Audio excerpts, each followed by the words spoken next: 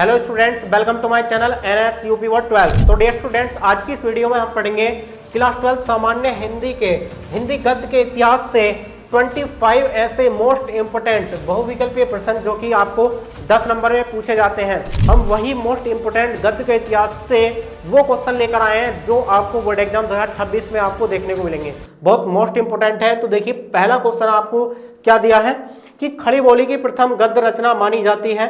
2019 में भी पूछा गया, लेकिन हमने इसमें अपडेट नहीं किया है कि कौन कौन सी सन में पूछा गया है। आपको मोस्ट इंपोर्टेंट ही करा रहे हैं, ठीक है।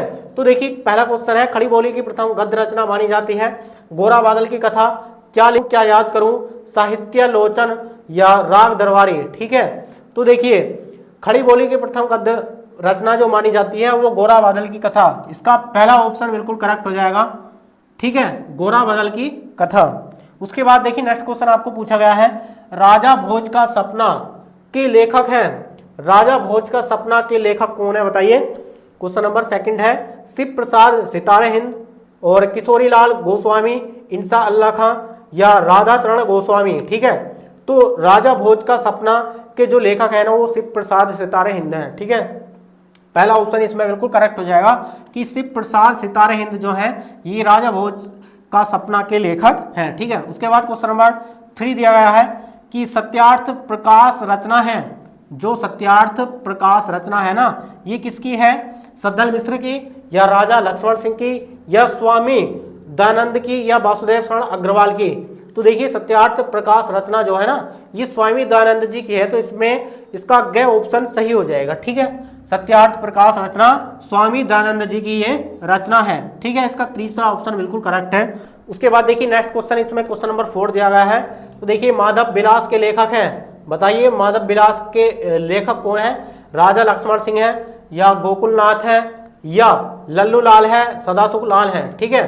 तो माधव विलास के जो लेखक है ना वो लल्लू लाल है, इसका गे ऑप्शन बिल्कुल करेक्ट हो जाएगा, ठीक है। लल्लू लाल जो है माधव विलास के लेखक हैं। हिंद के साहित्य ऐतिहासिक के लेखक हैं।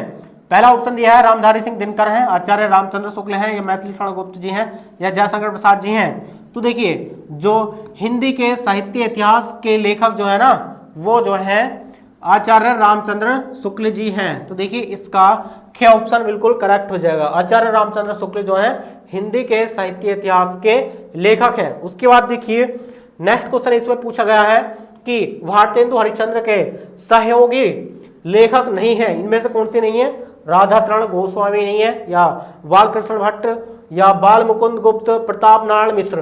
तो देखिए, भारतेंदु हरिश्चंद्र के सहयोगी जो लेखक है ना इसमें जो गे ऑप्शन दिया गया है बाल मुकुंद गुप्त, ये जो है भारतेंदु हरिश्चंद्र के सहयोगी लेखक नहीं है, इसमें गे ऑप्शन बिल्कुल करेक्ट हो जाएगा, ठीक है। उसके बाद देखिए, क्वेश्चन नंबर 7 दिया गया है कि नागरिक प्रचारणी सभा की स्थापना की है रामचंद्र शुक्ल ने या श्याम सुंदर दास ने या बाल मुकुंद गुप्त ने या हजारी प्रसाद द्विवेदी जी ने।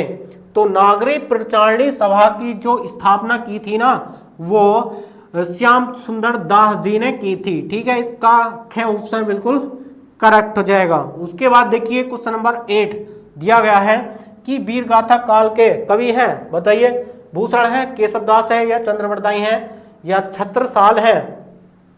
तो पहला ऑप्शन क्या है, भूषण, दूसरा केशवदास, चंद्रवरदाई या छत्रसाल। तो वीर गाथा काल के कवि जो हैं इसमें जो गे ऑप्शन है चंद्रवरदाई, ठीक है, ये करेक्ट हो जाए, चंद्रवरदाई वीर गाथा काल के कवि हैं, ठीक है। उसके बाद देखिए, क्वेश्चन नंबर 9 दिया गया है, भारतेंदु से पूर्व के लेखक हैं सदासुख लाल हैं या चंद्रधर शर्मा गुलेरी है और श्याम सुंदर दास है या राय कृष्ण दास है, ठीक है। तो भारतेंदु पूर्व से जो लेखक है ना, भारतेंदु युग से जो पूर्व के लेखक हैं वो इसमें पहला ऑप्शन करेक्ट हो जाएगा, सदासुख लाल जो है भारतेंदु से पूर्व के लेखक हैं। उसके बाद देखिए, क्वेश्चन नंबर 10 इसमें दिया गया है, आधुनिक गद्य का जनक कहा जाता है, बताइए आधुनिक गद्य का जनक किसे कहा जाता है, रामशंकर शुक्ल रसाल को या रामचंद्र शुक्ल को, डॉक्टर हजारी प्रसाद द्विवेदी को या भारतेंदु हरिश्चंद्र जी को। तो देखिए, आधुनिक गद्य का जो जनक कहा जाता है वो भारतेंदु हरिश्चंद्र को कहा जाता है, ठीक है, आपने पढ़ा भी होगा। इसका जो गह ऑप्शन है बिल्कुल करेक्ट हो जाएगा। उसके बाद देखिए नेक्स्ट क्वेश्चन इसमें दिया गया है क्वेश्चन नंबर, तो महावीर प्रसाद द्विवेदी जो लेखक हैं वो भारतेंदु युग के हैं या द्विवेदी युग के हैं, शुक्ल युग के हैं या प्रेमचंद युग के हैं। ठीक है, तो देखिए इसमें जो है ये क्या ऑप्शन सही हो जाएगा, द्विवेदी युग। ठीक है, द्विवेदी युग के महावीर प्रसाद द्विवेदी जो है ये लेखक हैं। ठीक है, उसके बाद देखिए क्वेश्चन नंबर 13 इसमें दिया गया है फोर्ट विलियम कॉलेज स्थित था। तो बताइए फोर्ट विलियम कॉलेज कहाँ स्थित था, आगरा में, मद्रास में, कलकत्ता में, हैदराबाद में। तो देखिए फोर्ट विलियम जो कॉलेज था वो कलकत्ता में स्थित था, इसका गे ऑप्शन करेक्ट हो जाएगा। ठीक है, क्वेश्चन नंबर 13। उसके बाद नेक्स्ट क्वेश्चन इसमें दिया गया क्वेश्चन नंबर 14 देखिए, आनंद कदम्बनी के संपादक हैं, बताइए।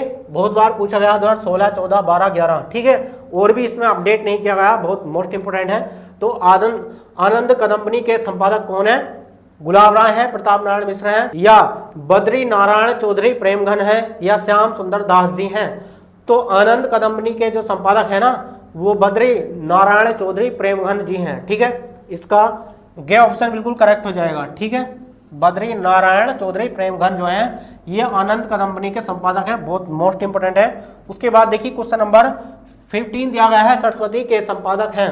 ये भी देखिए 2019, 17 और 16। ठीक है, 16, 17, 19 में पूछा गया, आप इसको क्लास 10th में भी याद कर आ चुके हैं। सरस्वती के संपादक हैं तो पदम सिंह शर्मा है, महावीर प्रसाद द्विवेदी जी हैं, या हजारी प्रसाद द्विवेदी, या बाल मुकुंद गुप्त हैं। ठीक है, तो देखिए महावीर प्रसाद द्विवेदी जी जो हैं ये सरस्वती पत्रिका के लेखक हैं। ठीक है, उसके बाद देखिए नेक्स्ट क्वेश्चन इसमें दिया गया है क्वेश्चन नंबर 16, कौन सी रचना राम वृक्ष बेनीपुरी की नहीं है। तो देखिए आप क्वेश्चन बोर्ड एग्जाम में ध्यान से पढ़ेंगे, आपको इस प्रकार से क्वेश्चन घुमा फिरा कर भी पूछा जा सकता है कि निम्न में से कौन सी रचना राम वृक्ष बेनीपुरी की नहीं है। आपको इस प्रकार से क्वेश्चन पूछा जा सकता है कि नहीं है, आपको ध्यान से पढ़ना है। ठीक है, आपको लगेगा बोर्ड एग्जाम्स में कि इसमें पूछ रहा है कि इसमें कौन सी इनकी रचना है। तो देखिए इसमें सारी इनकी रचना है, एक इसमें से कोई सी नहीं होगी। ठीक है, तो लेकिन इसमें क्वेश्चन पूछा गया कि राम वृक्ष बेनीपुरी की रचना नहीं है। ठीक है, तो देखिए क्वेश्चन नंबर 16 का, पतितों के देश, या माटी की मूर्तें, गेहूं और गुलाब, पृथ्वी पुत्र। ठीक है, तो कौन सी रचना राम वृक्ष बेनीपुरी की नहीं है। तो इसमें पृथ्वी पुत्र जो है ये राम वृक्ष बेनीपुरी की नहीं है। ठीक है, उसके बाद क्वेश्चन नंबर 17 इसमें दिया गया है, रेखा चित्र पर आधारित रचना है, मुद्रा राक्षस है, या साहित्यालोचन है, अतीत के चलचित्र है, या अंतरिक्ष की यात्रा है। ठीक है, तो देखिए रेखा चित्र पर आधारित जो रचना है ना वो अतीत के चलचित्र है। ठीक है, इसका गे ऑप्शन बिल्कुल करेक्ट हो जाएगा। ठीक है, उसके बाद क्वेश्चन नंबर 18, स्मृति की रेखाएं कृति है, बताइए। स्मृति की रेखाएं कृति है, जितेंद्र कुमार की है, मोहन राकेश की है, महादेवी वर्मा की है, या राय कृष्ण दास जी की है। ठीक है, तो देखिए स्मृति की रेखाएं बहुत मोस्ट इंपोर्टेंट है, आपको बिल्कुल पता होना चाहिए। स्मृति की रेखाएं जो है ये महादेवी वर्मा जी की हैं, बिल्कुल आपके बिल्कुल रटा हुआ होगा ये क्वेश्चन, इसका गे ऑप्शन बिल्कुल करेक्ट हो जाएगा। इसके बाद देखिए नेक्स्ट क्वेश्चन इसमें दिया गया क्वेश्चन नंबर 19, हिंदी के रेखा चित्रकार हैं। तो बताइए हिंदी के रेखा चित्रकार कौन है।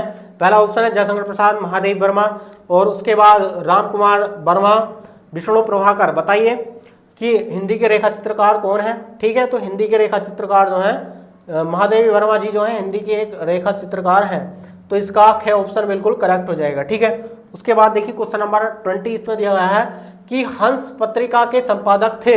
बताइए हंस पत्रिका के संपादक कौन है। सूर्यकांत त्रिपाठी निराला, महावीर प्रसाद द्विवेदी, या राहुल सत्यान, या प्रेमचंद। तो देखिए आपने 10th क्लास में पढ़ा होगा जो हंस पत्रिका के संपादक है ना, तो वो प्रेमचंद जी हैं। प्रेमचंद जी की ये हंस पत्रिका है। ठीक है, तो देखिए इसमें घ ऑप्शन बिल्कुल करेक्ट हो जाएगा। उसके बाद क्वेश्चन नंबर 21, तिब्बत यात्रा के लेखक है। बताइए तिब्बत यात्रा के लेखक कौन है। पहला ऑप्शन इसमें दिया गया है अध्यापक पूर्ण सिंह, और राय कृष्णदास है, राहुल संस्कृतियान है, अज्ञेय है। तो बताइए तिब्बत यात्रा के लेखक कौन है।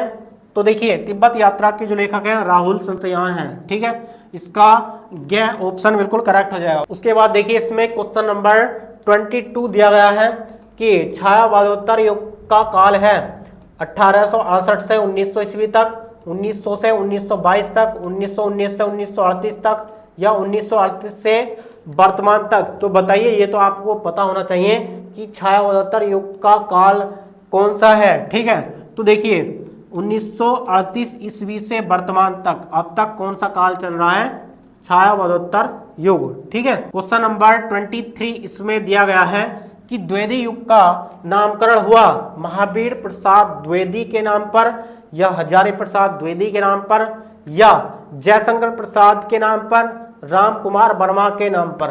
तो बताइए द्विवेदी युग का जो नामकरण हुआ था ना, सबसे पहले द्विवेदी युग का जो नाम दिया गया था वो किसके नाम पर दिया गया? महावीर प्रसाद द्विवेदी के नाम पर। इसका पहला ऑप्शन बिल्कुल करेक्ट हो जाएगा, महावीर प्रसाद द्विवेदी के नाम पर जो है द्विवेदी युग का नामकरण हुआ। ठीक है, इसका क्या ऑप्शन बिल्कुल करेक्ट है। क्वेश्चन नंबर 25, निम्नलिखित में कौन प्रसिद्ध आलोचक हैं? बताइए। पहला ऑप्शन इसमें दिया गया है आचार्य रामचंद्र शुक्ल, उसके बाद सेकंड ऑप्शन महादेवी वर्मा, और या मुंशी प्रेमचंद, या जयशंकर प्रसाद। ठीक है, बताइए कौन है इसमें, निम्नलिखित में कौन प्रसिद्ध आलोचक? तो देखिए सबसे जो प्रसिद्ध आलोचक है ना इनमें से, वो आचार्य रामचंद्र शुक्ल जी हैं। तो देखिए इसका क्या ऑप्शन करेक्ट हो जाएगा, आचार्य रामचंद्र शुक्ल जी जो हैं एक प्रसिद्ध आलोचक हैं। उसके बाद देखिए इसमें लास्ट क्वेश्चन है, क्या है? सरदार पूर्ण सिंह का लेखन युग है। ये क्वेश्चन का आंसर आपको कमेंट्स बॉक्स में कमेंट करके बताना है कि पहला ऑप्शन है भारतेंदु युग, द्विवेदी युग, छायावाद युग, या छायावादोत्तर युग। सरदार पूर्ण सिंह का लेखन युग बताइए कौन है इसमें, आपको कमेंट्स बॉक्स में कमेंट करके बताना है। हम देखेंगे फर्स्ट कमेंट किसका आता है और किसका करेक्ट आंसर है। ठीक है, आपको कमेंट्स बॉक्स में कमेंट करके बताना है कि सरदार पूर्ण सिंह का लेखन युग कौन सा है। ठीक है, तो डियर स्टूडेंट ये वीडियो आपको कैसी लगी हमें कमेंट्स बॉक्स में कमेंट करके जरूर बताएं। तो देखिए जो NS UP बोर्ड 12th के नाम से ये हमारा जो चैनल है, इस पर आपको फ्री में क्रैश कोर्स मिल रहा है। एक बार इस चैनल की प्लेलिस्ट में जाकर देखिए, आपको सीरीज से वीडियो मिलेगी, सारे स्पेशल टीचर इस पर पढ़ा रहे हैं। तो डियर स्टूडेंट चलिए मिलते हैं नेक्स्ट वीडियो में नेक्स्ट टॉपिक के साथ, तब तक के लिए जय हिंद, वंदे मातरम।